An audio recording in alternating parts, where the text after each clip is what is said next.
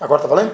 O que é isso? Pessoal da torcida tricolor, como a gente tinha prometido algumas vezes, né? Várias vezes. A Vives quase prometeu, ela falava, teremos novidades em breve. Né? E a gente não sabia o que era essa novidade, e hoje nós temos essa novidade. Qual é essa novidade? Essa novidade é que pelo menos uma vez por semana, vamos tentar ser uma vez por semana. Uau. Uma vez por semana. É fazer um bate-bola entre os colunistas do site.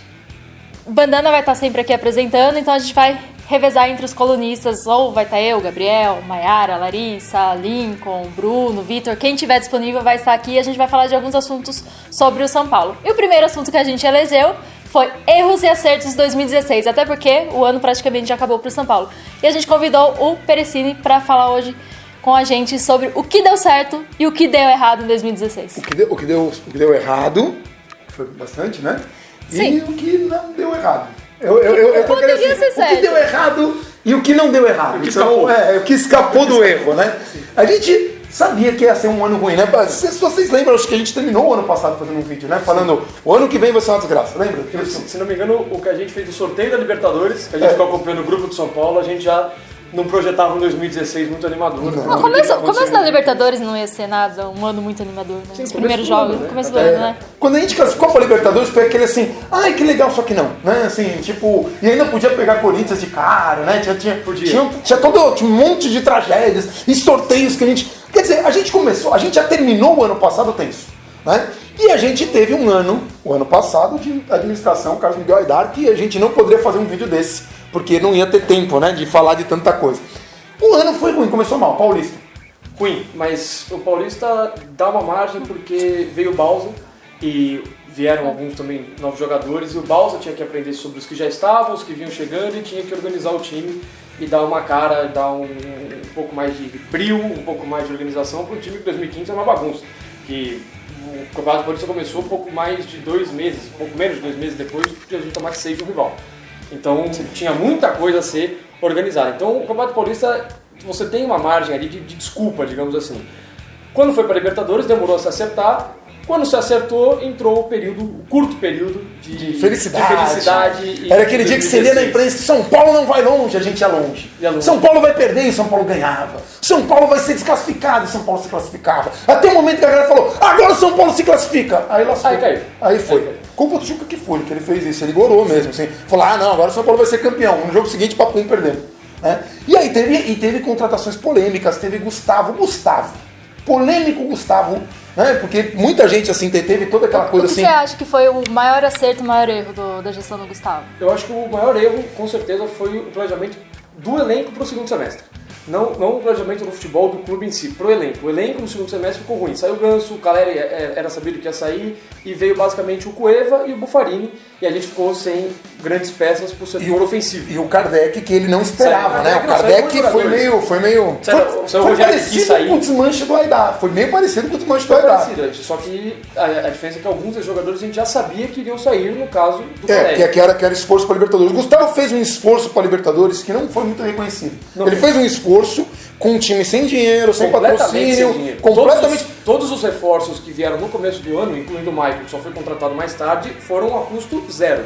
Lugano, Mena, Caleri, Maicon, todos os reforços e Kelvin, que viraram titulares importantes da Libertadores, ou seja, 5 dos 11 titulares da Libertadores, e vieram a custo zero. Então isso foi fruto de um trabalho muito bem feito pelo Gustavo, e que infelizmente tinha prazo para acabar, e para o segundo semestre isso acabou não sendo corrigido ou suprido. Não, e o pior de tudo, o Cueva, que foi um jogador que quando veio, né? Porque lembra do Cueva, quando o Cueva veio, foi a briga com o Cunha, né? Foi a briga com o Cunha e foi muito criticado porque não poderia jogar na Libertadores. O cara tava pensando no segundo semestre, foi o único reforço que não foi feito assim, ao vento. Foi uma coisa planejada que o Cunha brigou com o Gustavo, que não queria porque queria concentrar os esforços no Maicon. Hoje a gente está vendo que o Cueva é extremamente importante, é um excelente jogador. E já tem muita gente interessada. Então assim, Cueva é acerto. Cueva é muito acerto. Então vamos falar agora de erro. Então erro, planejamento do segundo semestre. O que você acha que jogador que falhou, que jogador que funcionou? A falta de trazer jogadores foi uma falha. A gente não tem jogadores, a gente tem um elenco muito curto. Falta hierarquia. Não, a falta de até jogadores para compor o elenco. Veio o Gilberto, foi completamente ao acaso, que jogou 2 ou 3 E veio um jogos. monte de jogador que não tá sendo utilizado, né? Tipo o Jean Carlos, que todo mundo falou que na Série B jogou, etc e tal. Mas no São Paulo ele não foi nem aproveitado, né? O Que Jean nem Carlos e o Robson. o Robson. O Daniel também não é aproveitado. O Daniel né? também não é aproveitado. O Jean Carlos e o Robson, eles eram num negócio mais emergencial, porque quando começaram a perceber que a situação estava ficando muito preocupante, tentaram um fator novo. Ó, os que a gente tem não estão dando conta, vamos tentar trazer o cara da Série B que está se destacando, que de repente ele agrega alguma coisa. Acabou que quem agregou alguma coisa, o fator novo, foram os garotos da base, que foi um acerto que surgiu de um erro, que da falta de opções... Falando em erro, acho que um dos maiores erros do São Paulo nesse ano foi a contratação do técnico depois da saída do Balsa. Eu achei que foi um dos maiores erros do São Paulo foi contratar o Ricardo Gomes. Eu acho que tinha outras peças no mercado, ou até mesmo deixar alguém de base, ou procurar alguém já pro ano que vem, mas não trazer o Ricardo Gomes. Que era uma das defesas do Gustavo, inclusive, que era trazer um técnico estrangeiro. Eu acho que a gente sofreu muito nesse Campeonato Brasileiro por causa do Ricardo Gomes. Sim. E assim, mesmo com o resultado com o Corinthians, né? Porque assim, o resultado do Corinthians foi um negócio fora da curva, mas assim, de um desgaste de... Porque assim, uma coisa que eu falo do Ricardo Gomes não me incomoda nem o fato da saúde, que é um negócio muito delicado. E é ruim você já ter uma situação dessa, uma situação que, até pra falar do cara, toda a imprensa fica assim, mas... Ele tá doente. Não tá doente, ele tá bem pra exercer a função. O que não me agrada nele são as convicções que ele tem, né? Os 3 volantes, fazer uma leitura de jogo. O jogo foi bom, a gente foi goleado, mas, achei que o time deu espetáculo.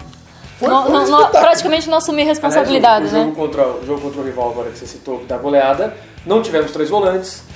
Tivemos pontas nos lugares das pontas, tivemos laterais nos lugares das laterais. Foi legal isso, né? Não entrou o Wesley. Então, colocar assim, atleta da posição, né? Ele ajudou muito no 4x0. Quando ele não inventou no 4x0, não quis botar 3 volantes, trancar o time, inventar, jogar o Cueva pra longe, fazer qualquer coisa assim, o time funcionou.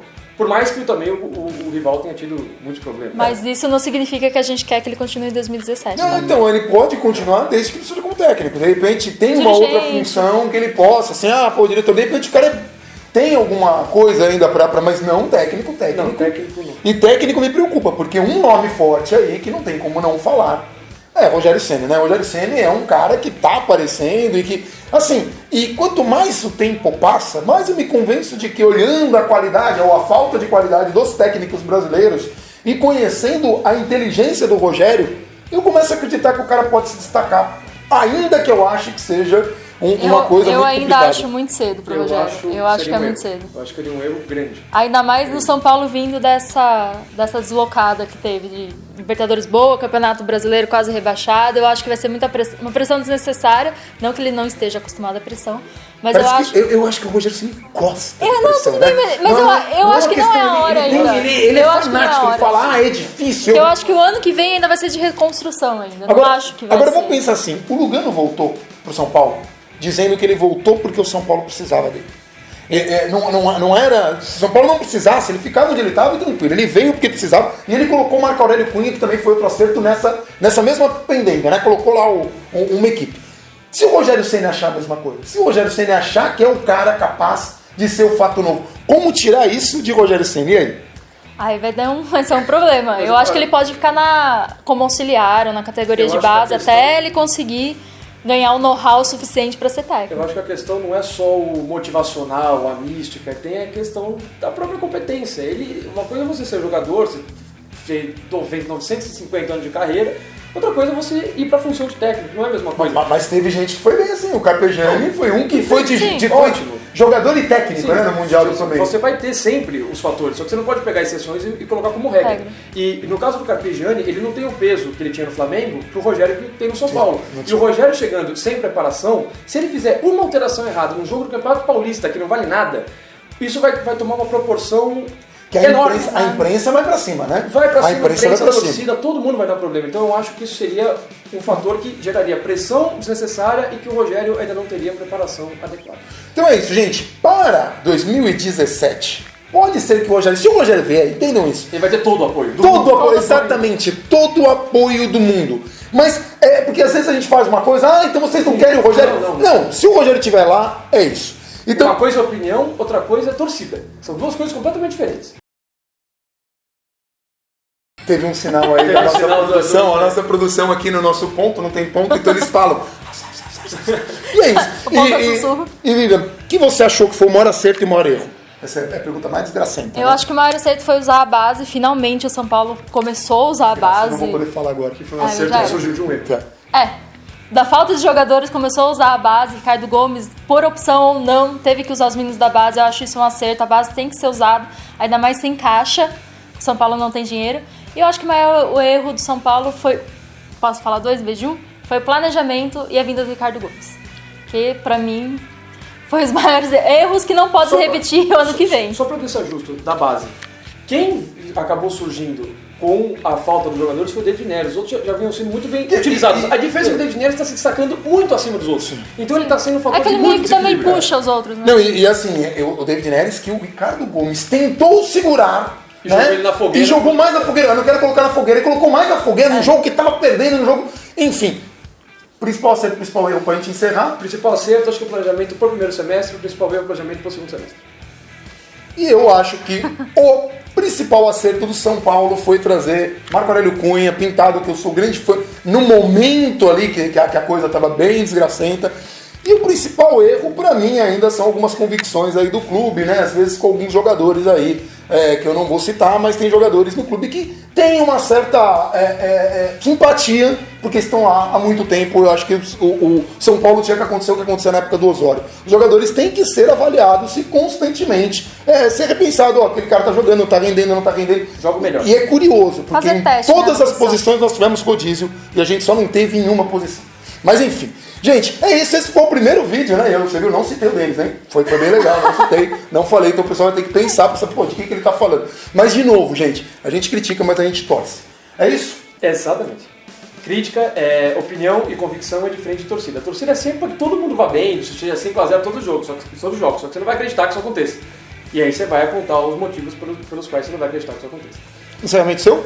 Porque o encerramento dele foi ele repetir uma frase clichê. É isso, virou a frase. É isso, pessoal. Até os próximos vídeos, os próximos temas. Quem tiver sugestão, deixa aí embaixo nos comentários. Um abração pra todo mundo e até mais.